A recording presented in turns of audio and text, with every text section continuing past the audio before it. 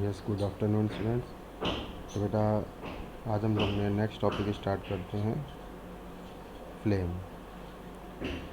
ठीक है, तो जैसा कि चैप्टर का नेम है कंबशन एंड फ्लेम, तो कंबशन हम लोगों ने पूरा स्टडी कर लिया हुआ है।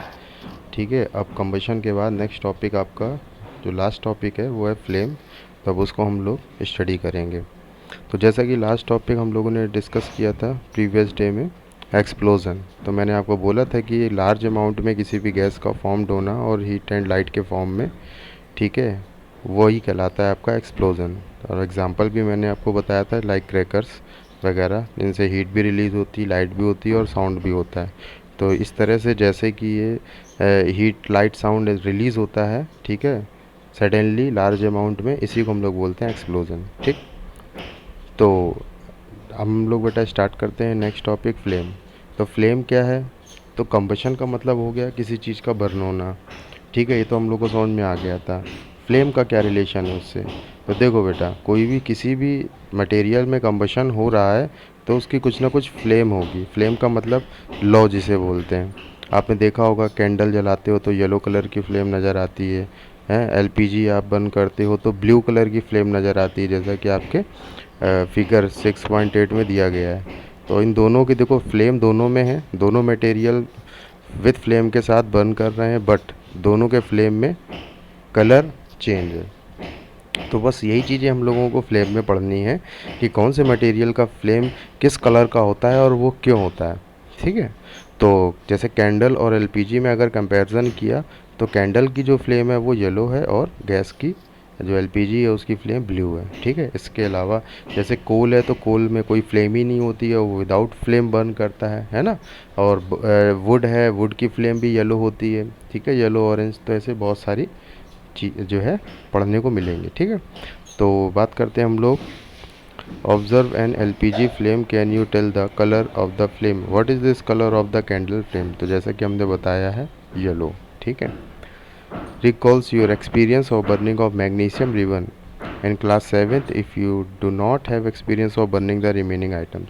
देखो बेटा, क्योंकि अब मुझे नहीं पता कि क्लास 7th में आप लोगों ने मैग्नीशियम रिबन जो है बर्न की थी कि नहीं की थी। ठीक है, क्योंकि लैब में अगर आपने प्रैक्टिकल किया होगा तो आई थिंक बर्न किया होगा, और अगर नहीं किया है तो मैं क्लास 8 में आपको करा के दिखा दूंगा। मैग्नीशियम की एक रिबन होती है जिसको आप बर्न करोगे तो वो उसमें बेटा बहुत ही हाई अमाउंट में, ठीक है, हीट लाइट रिलीज़ होती है।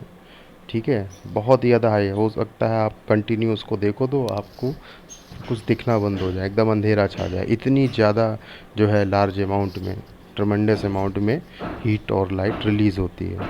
तो अब उसकी भी फ्लेम है, तो फ्लेम किस तरह की होती है? उसकी एकदम वाइट कलर की होती है, एकदम डार्क वाइट। ठीक है, आप उसे कंटिन्यू नहीं देख सकते हो, इतनी तेज़ होती है। जब प्रैक्टिकल करेंगे तब हम लोग उसमें देख लेंगे। तो मैग्नीशियम रिबन, ठीक है, तो ये बोल रहे हैं वही कि क्या आपने एक्सपीरियंस किया हुआ है? तो अगर किया है तो बहुत अच्छी बात है, नहीं किया है तो कर लेंगे, डोंट वरी। ठीक है, बाकी record your observation and mention the burning the material form flames और नॉट। जितने भी मटेरियल्स होते हैं सबकी जो फ्लेम होती है या उनके कलर होते हैं डिफरेंट होते हैं। अब जैसा कि बेटा इसमें एक टेबल दी गई है 6.2, material forming flame on burning. इसमें सबसे फर्स्ट सीरियल नंबर में दिया गया है कैंडल। ठीक है, सेकंड है मैग्नीशियम, थर्ड है कैम्फर, कैम्फर कपूर को बोलते हैं, जिसमें घर में पूजा करते हो तो कपूर है ना, उसे कैम्फर बोलते हैं। फोर्थ है आपको केरोसिन स्टोव। ठीक है, और फिफ्थ है चारकोल। ठीक है, चारकोल अपना ये जो कोयला है, कोल।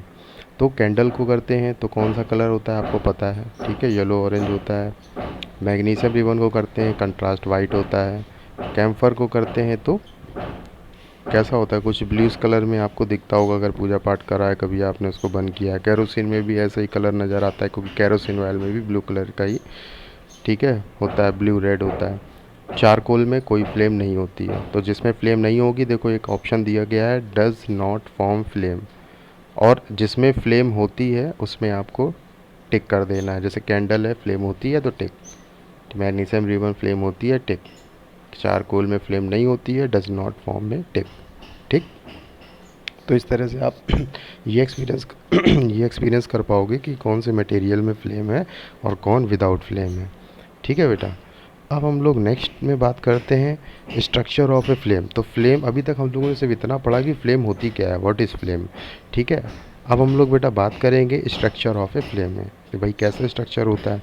तो एक्टिविटी 6.5 में बेटा आपको एक एक्टिविटी ये लोग करके दिखा रहे हैं कि आखिर जो फ्लेम है, ठीक है, वो किस तरह की होती है, कैसी होती है, ठीक है, क्या फंक्शन होता है, ठीक है। जैसे कि दिखा है 4 से 5 centimetre long thin glass tube with a pair of tongue and introduce its one end the dark zone of a non-flicking candle's flame. Bring the heated matchsticks near the other end of the glass tube. You see the flame catch at that. देखो बेटा इसमें दिखाया गया है कि आखिर flame है, flame का कलर क्या है। और इससे रिलेटेड एक बात और भी है कि अगर फ्लेम है तो जाहिर सी बात है कुछ फ्लेम ऐसी होती हैं जो अनबर्न कार्बन रिलीज़ करती हैं। अनबर्न कार्बन का मतलब होता है जो कम्प्लीटली ना बर्न हो पाए। जैसे जिसे बोलते हो कि अब लकड़ी चूल्हे में खाना बनाते हो तो वुड यूज़ करते हो, बर्तन काले हो जाते हैं। तो काले क्यों हो जाते हैं? क्योंकि उस would say unburn carbon release होता है। काला काला जो रिलीज़ होता है उसे बोलते हैं अनबर्न कार्बन, यानी जो कार्बन बर्न नहीं हो पाता है वो रिलीज़ होता है, इसलिए बर्तन काले पड़ जाते हैं। गैस में बनाते हो एलपीजी में बर्तन काले नहीं पड़ते हैं। क्यों? क्योंकि उससे कोई अनबर्न कार्बन रिलीज़ नहीं होता है, यानी कि एलपीजी में कंप्लीट कंबशन होता है, ये याद रखिएगा। हम आपको बेटा आगे बताएंगे कि इनमें कलर क्यों डिफरेंस होता है, ठीक है। और ये बस कलर से ही इसका मतलब है, किसी भी फ्यूल के कलर से आप बता सकते हो कि वो धुआं देगा या नहीं देगा, ठीक है। मैं सिखा दूंगा आपको। तो फ़िलहाल इतना हम लोग समझते हैं कि अगर इन्होंने जो एक्सपेरिमेंट किया है कि कैंडल में इन्होंने दिया एक्सपेरिमेंट कि अगर कैंडल में हम कोई भी चीज़ को टच करते हैं, ठीक है, या जो ग्लास स्लैब है उसको टच करते हैं, अगर उसकी फ्लेम पे हम उसको कंटिन्यू बनाए रखते हैं तो क्या चेंजमेंट आएगा। तो हमने इसमें नोटिस किया है कि वो ब्लैक कलर का हो जाएगा, जैसे कि फर्स्ट एक्टिविटी में देख रहे हो, सेकंड में देख लो ब्लैक कलर का हो रहा है, ठीक है। इसके अलावा थर्ड में भी देखो, वो भी जो मेटल स्टिक है वो भी ब्लैक कलर की हुई जा रही है आगे से, जहाँ पे हम उसको फ्लेम में टच किए हुए हैं। तो बस कहने का यही मतलब है, ठीक है। मतलब यही है कि इसका मतलब जो कैंडल है उससे अनबर्न कार्बन रिलीज़ होता है, इस वजह से ये ब्लैकिश कलर के हो जाते हैं। The substance which vaporize during burning give flames. For example, kerosene oil and molten wax rise through the wicks at the vaporized during burning a form of flames. ठीक है, तो ये किस फॉर्म में वेपोराइज्ड होते हैं बेटा, ठीक है, फ्लेम्स के फॉर्म में वेपोराइज्ड हो जाते हैं और ये ब्लैकिश कलर फॉर्म कर देते हैं। Charcoals on the other hand does not vaporise does not produce the flame. Activity 6.5 जिसमें हम लोग ऑलरेडी के देख चुके हैं, जैसे कोल वगैरह हो गया, coming out the glass tube, ठीक है। बाकी ये फिगर से आपको देख के समझ में आ रहा है, घर पे आप चेक कर सकते हो, कोई भी ग्लास स्लैब लेना और कैंडल के ऊपर आप उसको थोड़ी देर होल्ड रखिएगा और देख लीजिएगा उसमें ब्लैक कलर का इस तरह का अनबर्न कार्बन रिलीज हो जाएगा।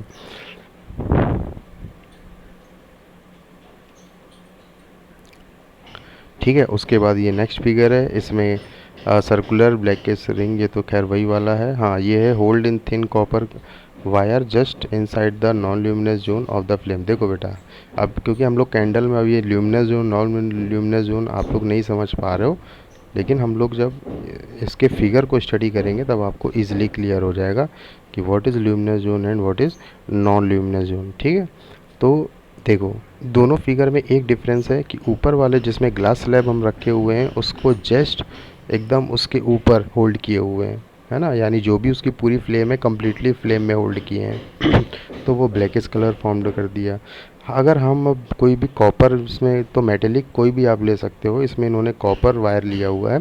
इसको देखो, हम लोगों ने फ्लेम के जस्ट ऊपर साइड, फ्लेम से जस्ट जो सबसे अपर पोर्शन है वहाँ पे हमने टच किया हुआ है, तो वो रेडिश कलर का हो जाता है, यानी ब्लैक कलर का नहीं होता है, रेडिश कलर का होता है। तो इसका मतलब ये है कि जो फ्लेम है, जो फ्लेम है सबसे ज़्यादा, जो अगर देखा जाए कि कंबस्टिबल जोन है जहाँ पे बहुत ही ज़्यादा हीट होगी, वो सबसे अपर पोर्शन होगा।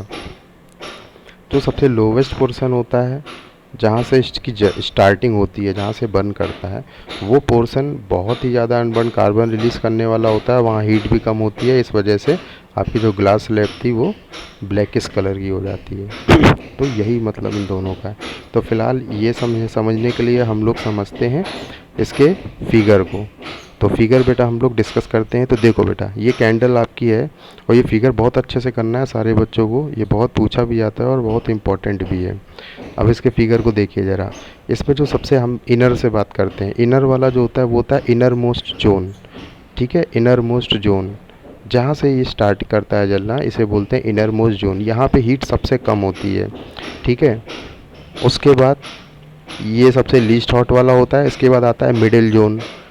ठीक है, इसका कलर बेटा येलो होता है और ये मॉडरेट हॉट होता है, मतलब लीस्ट हॉट से थोड़ा सा ज़्यादा होता है, मतलब ठीक ठाक मीडियम होता है, moderate hot. M for middle, M for moderate hot. ठीक, और जो सबसे अपर पोर्शन होता है आउटर जोन, यहीं पे कंप्लीट कंबशन होता है और इसका कलर होता है ब्लू, और ये सबसे ज़्यादा हॉटेस्ट होता है।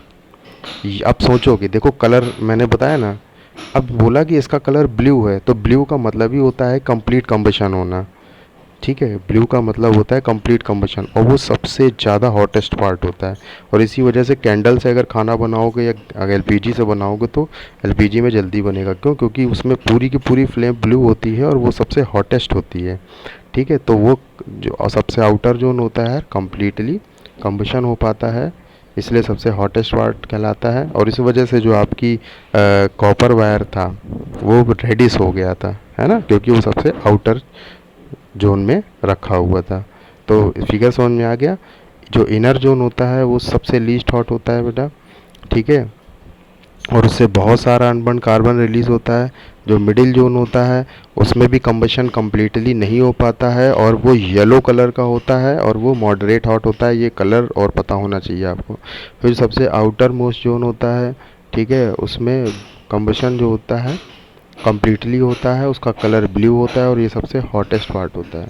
ये फिगर बेटा कई बार एग्ज़ाम में पूछा गया है, इसलिए आप सब बच्चों से जो है रिक्वेस्ट है कि ये सब फिगर जो है आप लोग अच्छे से तैयार कर लेंगे। ठीक है, बाकी गोल्ड स्मिथ को आपने देखा होगा, वो एक ब्लो पाइप लिए रहता है। ठीक है, तो ब्लो पाइप से आउटर मोस्ट फ्लेम से ही वो कोई भी गोल्ड हो गया है या सिल्वर मेटल हो गया उसको मेल्ट कर देता है। देखा है कभी?